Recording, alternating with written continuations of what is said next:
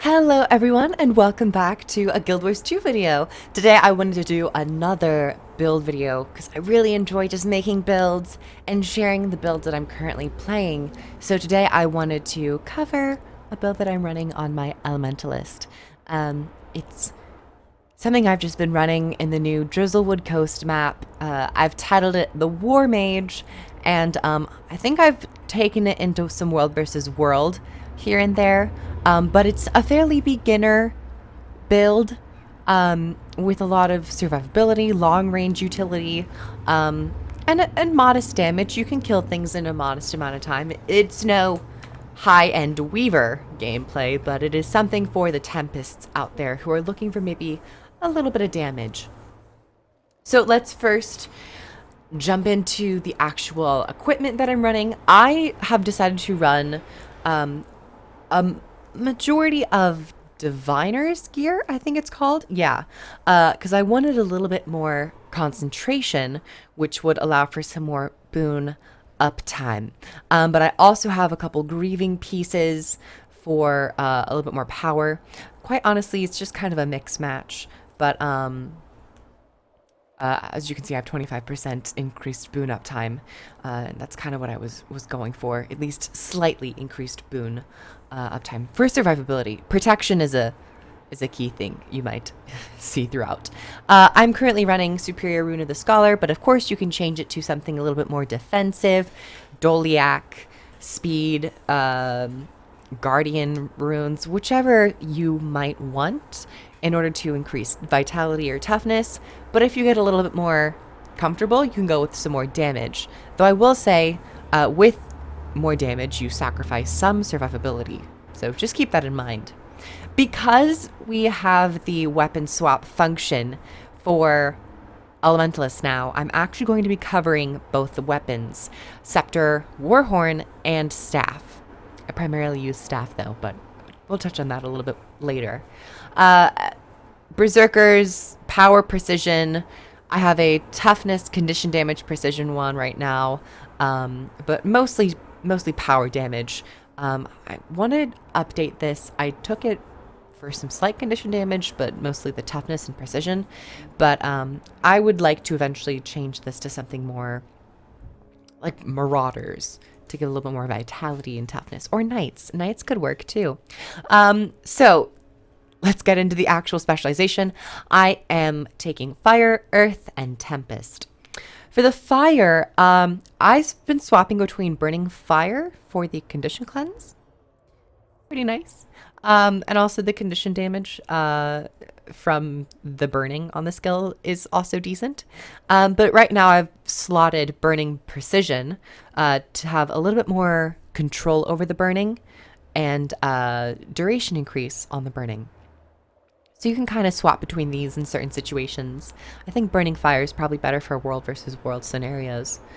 Next, I'm taking Burning Rage. Sunspot, which is your ability that will trigger when you go into Fire Attunement, will inflict more burning, or it will now inflict burning, with a larger radius, and your condition damage is increased slightly. I like to have my condition damage increased just moderately, which is why I've had some grieving and some condition stats in my actual equipment, because burning and bleeding, but mostly the burning, are nice just to whittle targets down every once in a while, every so often, little by little. Power Overwhelming is also a nice option if you just want to go full on power, but right now I'm taking Burning Rage. And then finally for the Grandmaster, it's Persisting Flames or Pyromancer's Puissance, whichever that might be. But for Persisting Flames, your combos such as a Blast Finisher within a fire field will grant Fury, and fire fields created by weapon skills last a bit longer, and now you'll cast Lava Font when downed. 3 functions within a Grandmaster. It's quite strong. Pyromancer's Puissance and Blinding Ashes are honestly, they seem very weak in comparison to just the amount of things Persisting Flames does. Quite honestly, I don't even think you really need the cast Lava Font when you're down. I don't know. Just a thought. Now let's cover the earth. Fire is for some more damage. Earth is for, stabilizing yourself, like increasing your toughness and being able to take a couple more hits. The miner is worth note. Stone flesh. You receive 7% less damage while attuned to earth. For the miners, I'm taking, or for the adept, I should say, elemental shielding, protection when you are granted with auras, or when you give allies auras. They gain protection as well. This is slight more support, especially for the Tempest and also World vs. World. But if you want more solo defense, you can take Earth's Embrace, which, you know what it does. Protection, stability, and a stun break. Next, I'm taking Rock Solid. You grant stability to nearby allies when attuning to Earth. This is also World vs. World minded. However, you could do Earth and Blessing, or you could do Strength of Stone. This further enhances some condition damage, but you have to mobilize foes in order to bleed them, so it's slightly more niche. Or you can take Earth and Blessing. You decrease the duration of movement impairing conditions applied to you, and you also restore endurance when you receive one of these conditions. This is also more, competitive focused, but Rock Solid's a pretty solid one. Haha, puns. And then finally for Grandmaster, I'm taking Stoneheart. You won't be critically hit while attuned to Earth. Pretty okay. Honestly, I feel like the Earth Grandmasters could use a little bit of a brush up. I don't know. Diamond Skin seems pretty weak. You remove conditions when struck while your health is above 75%. Actually, on 1 second cooldown, it's not too bad. Anyway, now moving on to Tempest, the granddaddy, the elite specialization. I'm taking Gale Song. You cast Eye of the Storm when disabled, which will break your stun and grant super speed to nearby allies and also break stun on them.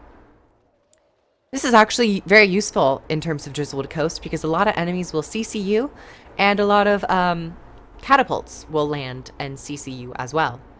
So that's what I'm doing. Gathered Focus also increases your concentration, just quick note.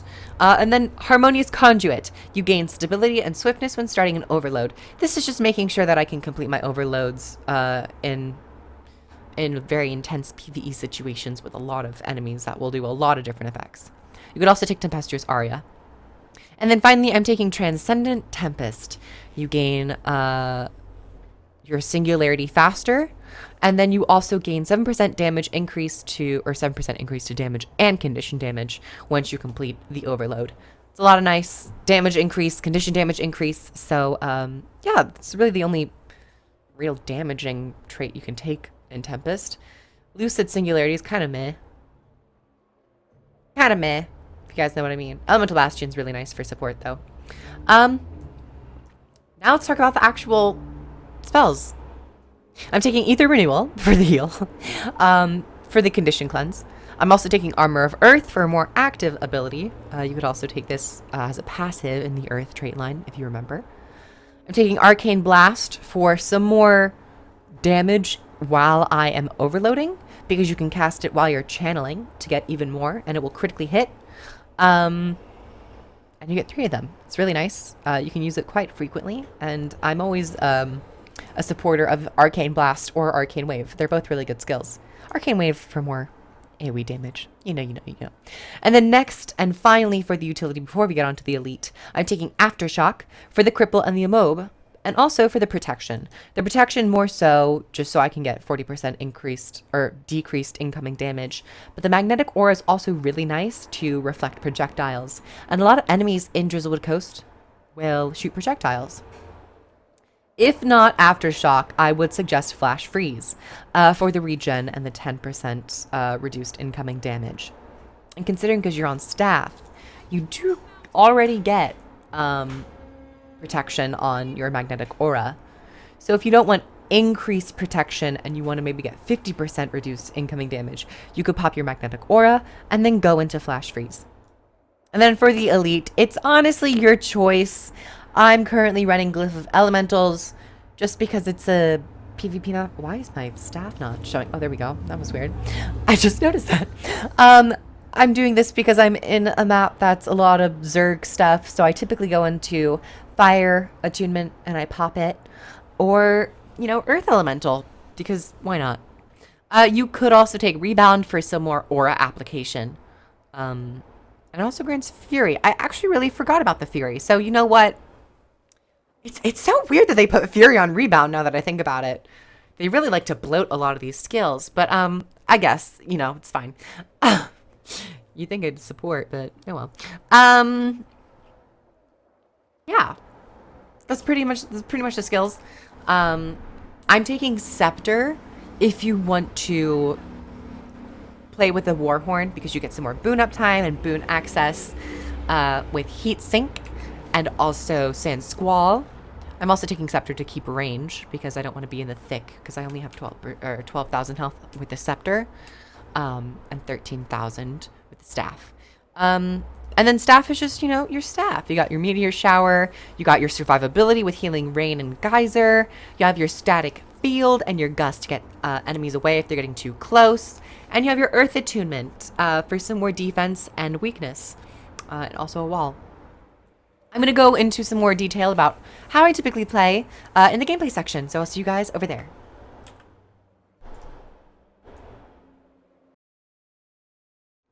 And welcome to this little open world gameplay segment. Oh, the wind is blowing in my ass. Okay, so, yeah, I kind of already hinted at how I play this during the build overview portion, but I just like to focus on being a long-ranged, back lines where I'm safe, doing damage, and applying weakness, and controlling enemies where I can. This Vision fight might not have been the absolute best. However, there is some CC capabilities. I'm not actually using any of the masteries, which is my fault. But for the Staff, I like to focus mostly on air attunement because of the auto attack striking 3 enemies at once, and also having a decent crit rate that I've noticed. You can apply some more burning with your passive from your trait. I also like to focus on air. You know, your Meteor Shower and your auto attacks and your level fonts, so it's all good. And then I save Earth mostly for when I'm starting to go a bit lower, so I can pop my Magnetic Aura and use my Unsteady or Unstable Ground with the 4th skill. And then Overload when possible. Overloading is essential to the flow of the kit, and typically when I overload, especially with my Earth Overload and my Air Overload, I like to weave in some Arcane Bolts or Arcane Blasts to just keep up the damage while we're waiting, or while I'm waiting, for the actual Overload to finish and to have its effect start rolling. Overall, Tempest does fairly okay damage, and it has some decent survivability in terms of the shouts. You can of course mix and match a couple things if you would like to give yourself some more survivability with the utilities. This is just kind of what I'm running right now. If you really want to go for survivability, however, I really recommend using your Scepter Warhorn or Scepter Focus if you want, because Earth has some great defensive spells, especially with the Scepter 2, Rock Barrier, I think it's called. It gives you some more toughness. You have a Blind, you have another Magnetic Aura, and then for water, you have a nice knockback, which is really good on the Warhorn. And you also have some more healing and regen capabilities. So overall, Elementalist this is a fairly hybrid, fairly beginners, Tempest build. You get a lot of defense. I would recommend actually, because this is slightly more damage slanted, for new players to invest in some more toughness and a little bit more vitality in order to just not die as fast, because sometimes you do die quite quickly with my current gear setup with Diviners and Grieving. So if you want to put some Knights and some Marauders, that might be a good idea as well. Overall, I really have enjoyed this just little build. It's not something wild, it's not outlandish, but it's kind of cool to play in terms of being a classical elementalist, you know, using multiple elements with your cantrip heal, with your Armor of Earth, with your Aftershock, with using Arcane, and summoning some of like the fire elementals or the air elementals. There's a lot you can do. So I hope you guys enjoy. If you guys do decide to check this out, any new elementalists out there looking to see if they like the class or not. I hope you guys enjoyed. Like the video if you liked it. Comment down below your thoughts on my build. For some reason, my comments are not being notified on my YouTube, which is so strange, but I will go back and see. My Patreon and my Twitch and my Twitter and my Discord are all linked below. You guys can go check those out to get in contact with me and help, and I'll see you guys in the next one. Bye, everyone!